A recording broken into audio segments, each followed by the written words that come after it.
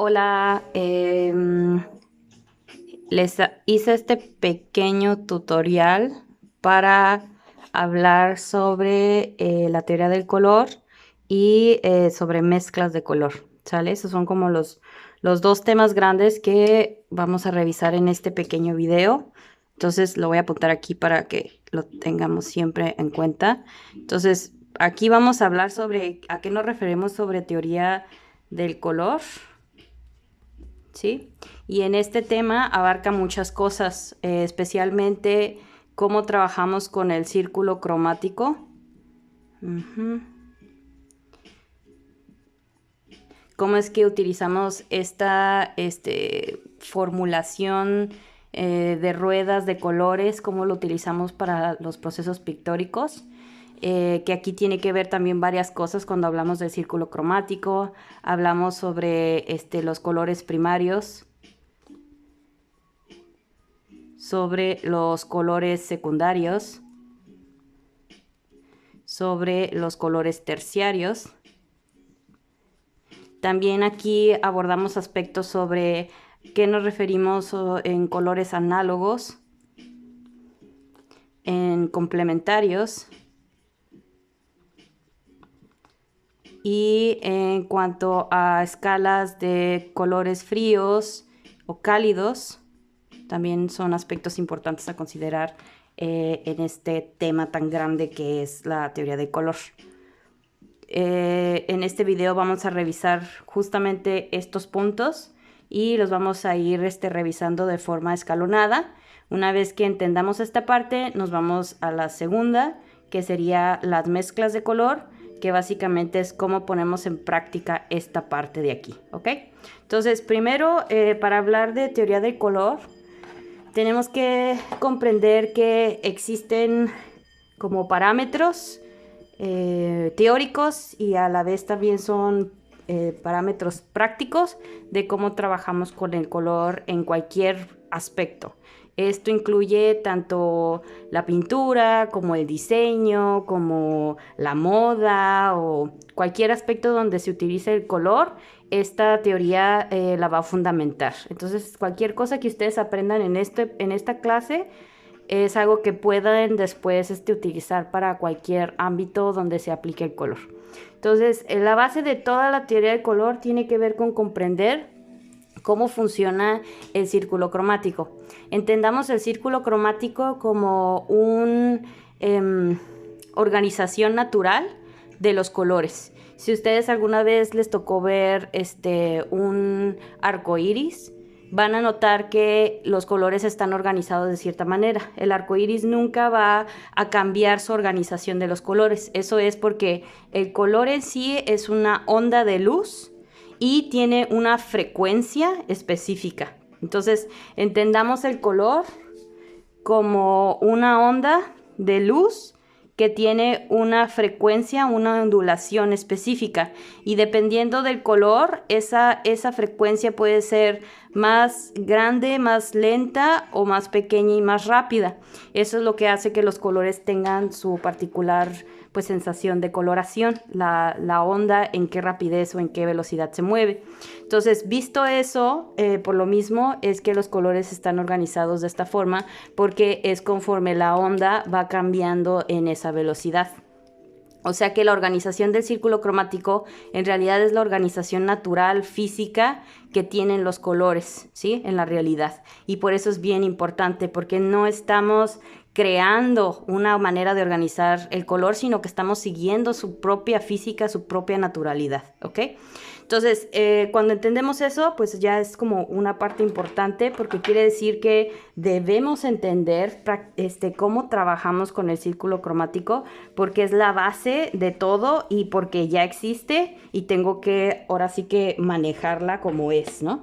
Entonces, una vez que entendemos esta parte, ahora nos vamos a ir a la cuestión de qué entendemos por colores primarios, secundarios y terciarios y por qué son importantes.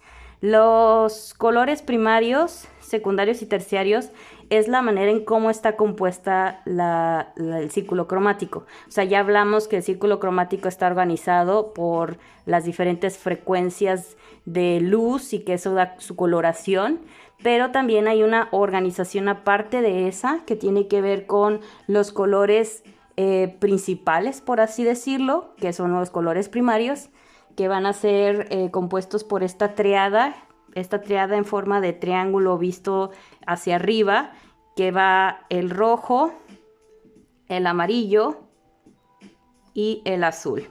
El orden de estos tres no afecta, porque al final, como es un círculo, estos tres pueden rotar, o sea, el rojo puede estar acá, el azul puede estar aquí, amarillo puede estar acá, o sea, no importa en realidad dónde estén. Lo importante es que siempre estemos pensando que estos tres colores son, digamos, la base de toda la organización del color.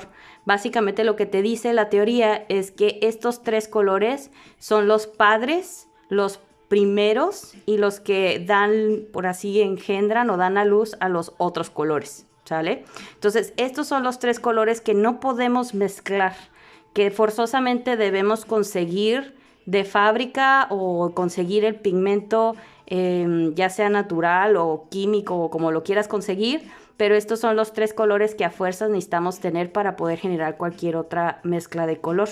Por eso se consideran colores primarios. De ahí viene la tercia de colores secundarios, que son los colores que nacen de la mezcla de los primarios. En el caso del rojo y el azul van a generar al violeta, amarillo, azul van a ser al verde, amarillo, rojo van a ser al naranja, ¿sí?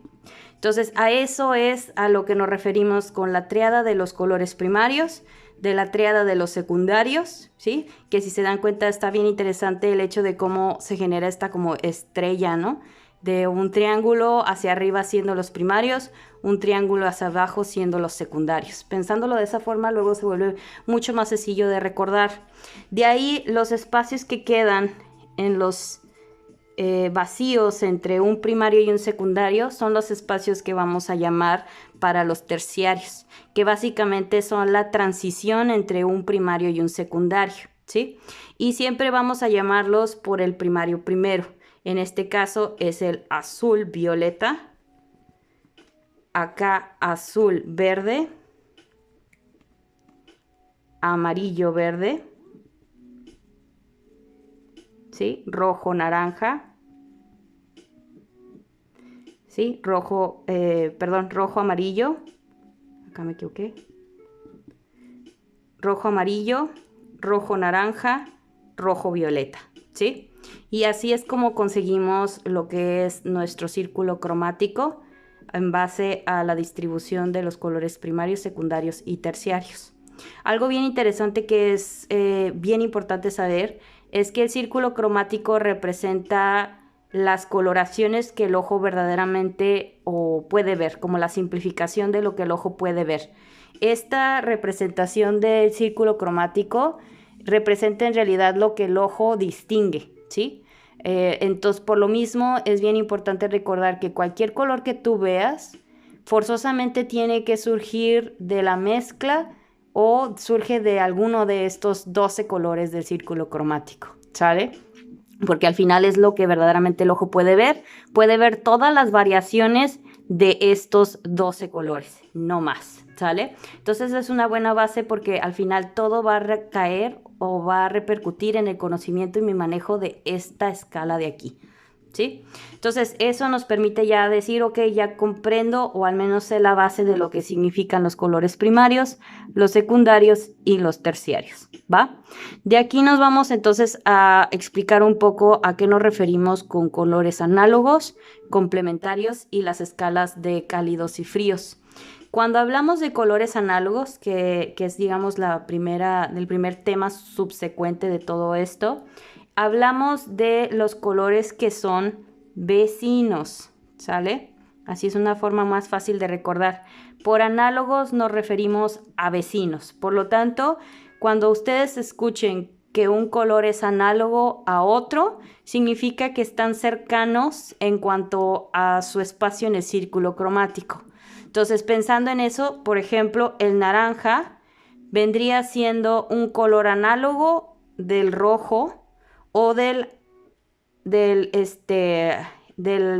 amarillo naranja. Oye, acá me volví a equivocar. Amarillo naranja. ¿Sí? O también es un color vecino al amarillo, ¿sí? Hablamos que los colores son análogos siempre y cuando no pasen línea de complementario, o sea, que se encuentren continuos y que no vayan a pasar hasta un espacio que esté completamente como del otro lado del círculo cromático, ¿sale? Entonces, de 2 a 5 pasos es lo que le vamos a dar para lo que son los colores análogos o vecinos, ¿va? Que saber sobre colores análogos es muy importante cuando trabajamos la pintura porque normalmente estos colores siempre van a estar relacionados. Por ejemplo, si yo estoy pintando una manzana roja, ¿no? Que el rojo se encuentra de este lado. Si yo estoy pintando una manzana roja, es casi seguro, a un 99% seguro, que en esa manzana va a haber rastros o sensaciones de coloraciones de sus vecinos. O sea que en esa manzana me va a funcionar mucho trabajar también con los rojos violetas, con el violeta, con el rojo naranja, con el naranja, ¿sí?